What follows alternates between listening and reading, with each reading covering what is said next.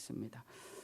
오늘은 하나님께 영광, 사람들 중에 평화라는 제목으로 짧게 말씀을 나누고자 합니다.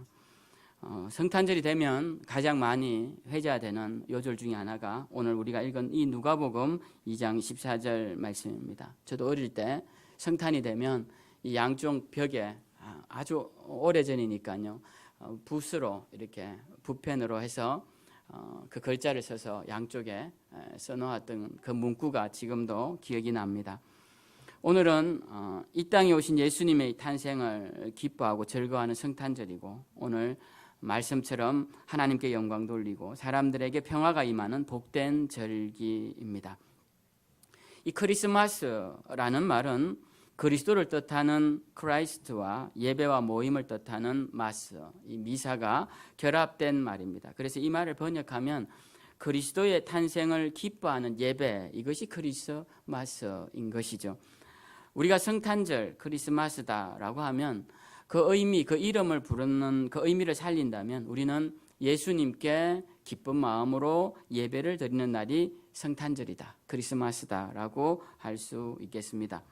우린 성탄절 하면 휴일, 연말, 축제, 파티 이런 것을 떠올리는데, 크리스마스는 주님이 이 땅에 오심을 기뻐하며 예배를 드리는 날이 바로 크리스마스다. 그래서 예배 없이 성탄절을 보낸다라는 것은 마치 잔치집에 가서 신랑 신부가 누군지도 모르고 축하도 안 해주고 그냥 노는 것과 마시는 것에만 빠져 있는 것과 다를 바가 없습니다.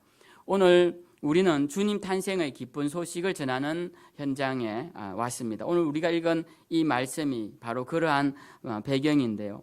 오늘 이 성경을 보면 예수님께서 왜 굳이 집에서 나시지 않고 여관에 있는, 그것도 마구간에 있는 구유한 그 짐승의 모이통에 나셨을까? 왜 집을 떠나 이 베들레헴이라는 작은 마을에 오셔서 태어났을까를 우리가 한번 생각해 보아야 합니다.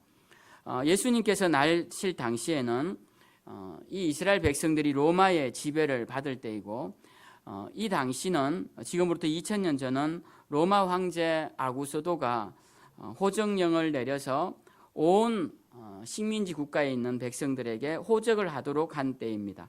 이 아구스도라는 말은 헬라식 표현인데요. 이 영어식으로는, 라틴식과 영어식으로는 아우구스투스라고 하는 이름입니다. 우리가 아우구스투스 하면 잘 알죠. 이 아우구스투스의 헬라식 어미 아구스도라고 할 수 있습니다. 원래 이 아우구스투스의 이름은 가이우스 옥타비아누스이죠. 그는 탁월한 로마의 황제였고, 그래서 그 당시 로마의 원로원이 이 위대한 사람, 이 탁월한 황제에게 위대하고 고귀하고 지극히 숭배받는 자라는 의미의 아우구스투스라는 호칭을 수여하게 됩니다. 그때부터 이제 황제들이 아구스도라고 많이 불리게 되는데, 이때 옥타비아누스 아우구스투스가 이제 황제로서 그가 통치하고 있는 모든 나라의 식민지 국가의 백성들의 호적을 하게끔 합니다. 이 인구조사라고 할 수 있죠. 이 인구조사를 하는 이유가 있습니다. 나라가 인구조사를 할 때는 가장 첫 번째 원칙은 이제 세금을 원활하게 징수하고 군대를 원활하게 징집하기 위하여서 이 인구조사를 하는 것이죠.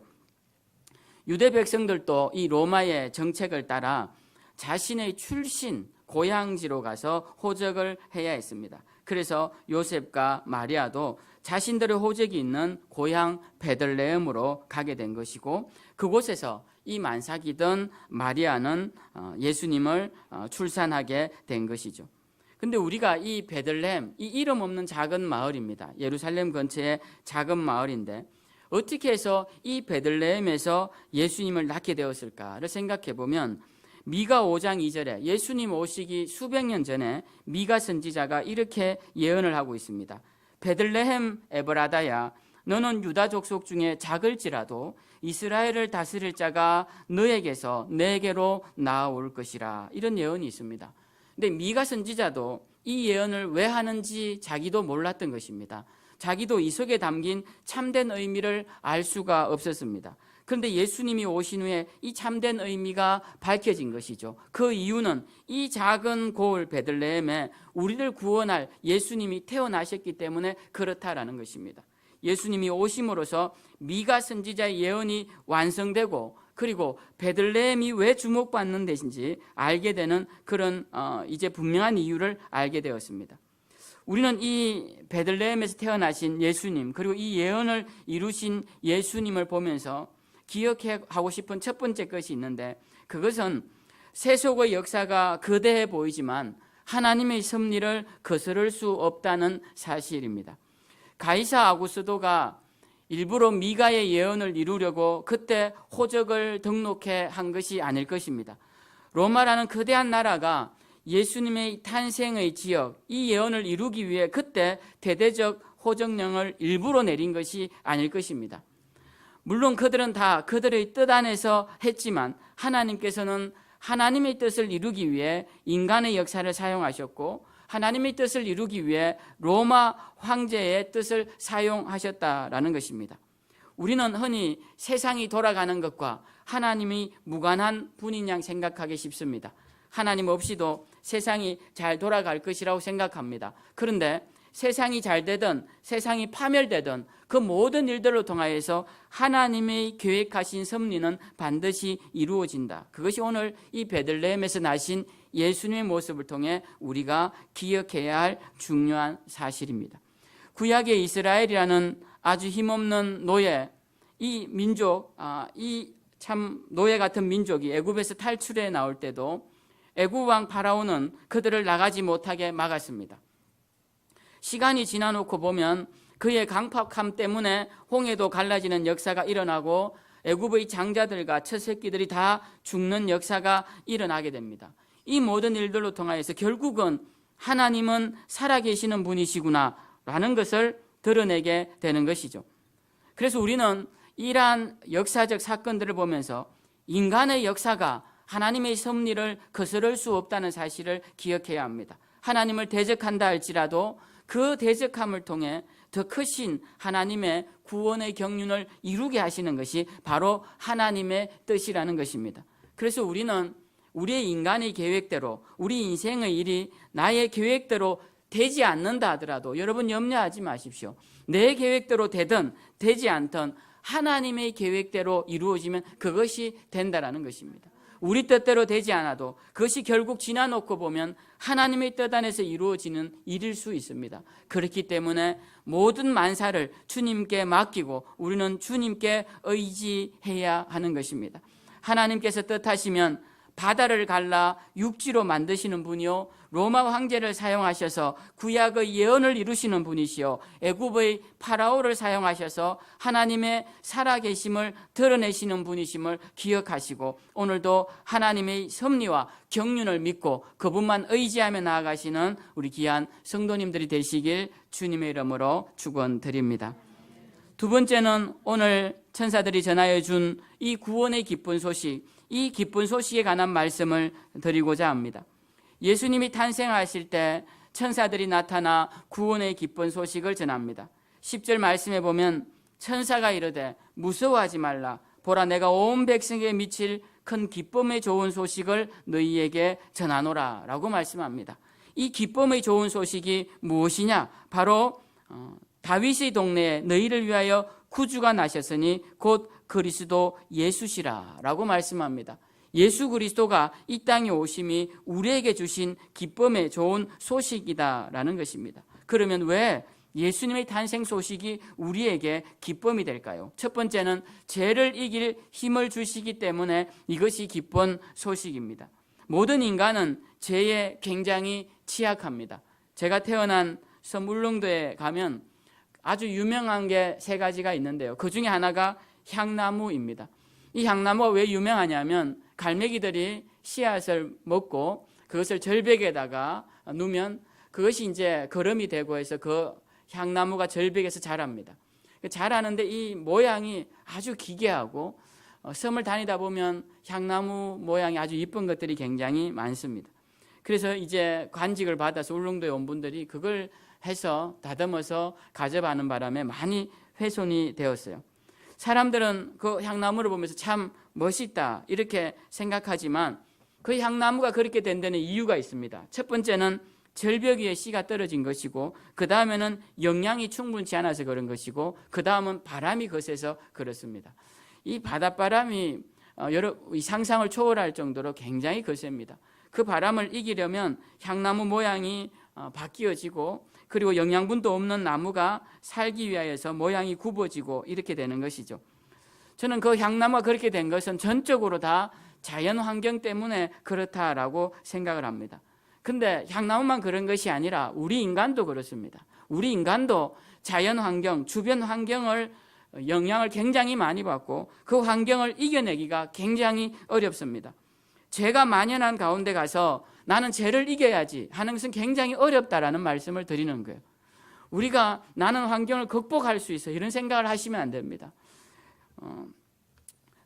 비가 오는 날 우리가 하얀 옷을 입고 흙탕물 속에 들어가서 내 옷이 깨끗해질 것이다 라고 생각하는 사람은 없을 것입니다. 이처럼 우리는 죄의 환경 속에 살면서 내가 죄로부터 깨끗함을 입을 것이다 라고 생각하시면 안 돼요. 그것은 우리가 환경의 영향을 굉장히 많이 받기 때문에 어려운 일입니다. 그래서 우리는 환경을 바꾸어야 합니다. 환경을 바꾸어야 돼요. 우리 힘으로 완전히 죄를 이길 수 없기 때문에 죄가 없는 환경으로 나아가려고 노력해야 합니다. 근데 우리 힘으로 그게 안 되죠. 우리 주님이 이 땅에 오신 것은 바로 죄의 환경에서 우리를 드러내어 주시고 걷어내어 주시고 구별해 주시기 위해 오셨고, 우리를 죄의 환경으로부터 극복하고 벗어날 수 있도록 환경을 바꾸어 주시기 위해 주님이 오셨다라는 것입니다. 그래서 주님이 오신 것이 우리에게 기쁜 소식이에요.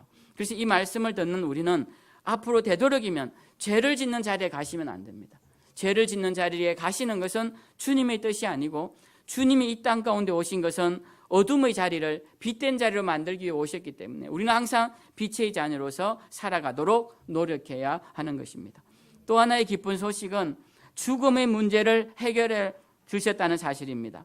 사람들은 누구나 죽기를 원치 않지만 다 죽음을 피하지는 못합니다. 모든 인류는 태어나면서부터 죽어가는 존재가 되었습니다. 죽음은 이 세상에서 가장 확실한 사실이며 절대 거부할 수 없는 운명이요, 온 인류 모든 사람들이 겪어야 할 보편적 비극입니다. 그런데 그리스도께서 십자가의 대속의 죽음을 당하시고 3일 만에 부활하심으로 인해 인류에게 죽음을 이길 수 있는 길을 열어주셨습니다. 누구든지 주를 영접하고 십자가 대속의 은혜를 믿고 하나님을 섬기면 그리스도처럼 죽음을 이기고 부활할 수 있게 된 것입니다. 뿐만 아니라 죽음 뒤에도 하나님의 영원한 심판에서 구원받게 되고 영생을 얻게 되어서 누가복음 1장에 나오는 말씀처럼 어두움과 죽음의 그늘에 앉은 자들에게 구원의 빛으로 나아갈 수 있는 놀라운 축복을 주신 것이 바로 예수 그리스도시고 이 땅에 오신 주님 탄생의 참된 의미라는 것입니다. 이제 마지막으로 이렇게 구원의 소식을 들은, 참된 복음을 들은 예수 그리스도가 왜 이 땅에 오셨는지 이 복음을 들은 우리가 해야 하는 일이 무엇일까요? 그것은 주님께 찬양과 경배를 올려드리는 것입니다. 저는 오늘 여러분들이 그러기 위해 이 자리에 오셨다고 생각합니다. 이 성탄절에 우리의 시간을 구별하여서 주님 전에 온 것은 우리의 목소리와 마음을 들여서 주님을 찬양하기 위해 오셨다라는 것입니다. 오늘 우리가 읽은 본문 13절에 보면 호련히 수많은 천군이 천사들과 함께 하나님을 찬송하여 이르되 라고 말씀합니다. 수많은 천군이, 수많은 천사들이 하나님을 찬양합니다. 그 찬양한 내용이 아까 읽은 우리 본문의 말씀이죠. 우리도 이 천군 천사들처럼 예수님의 나심을 축하하며 거룩한 찬양을 올려드려야 합니다.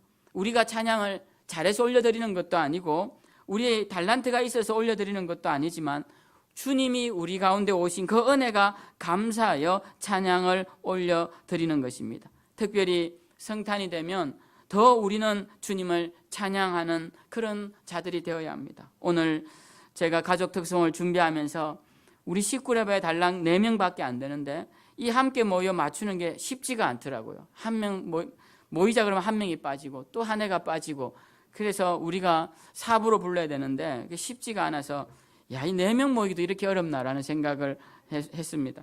근데 모여서 찬양을 하니까 은혜가 돼요. 서로 이렇게 노래를 찬양을 하고 세상 노래가 아니라 주님을 찬양하는 노래를 찬양을 하니까 은혜가 됩니다.